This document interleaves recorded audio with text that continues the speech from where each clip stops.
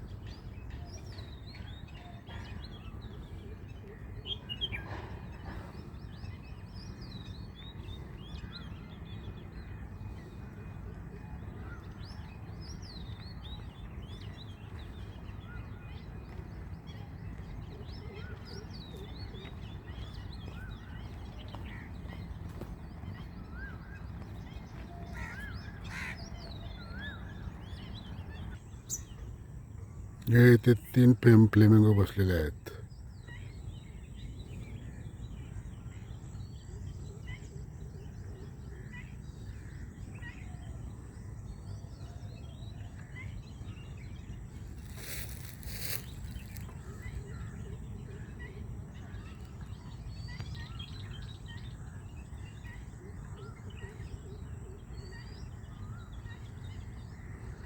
सायबेरियातून एवढा मोठा प्रवास करून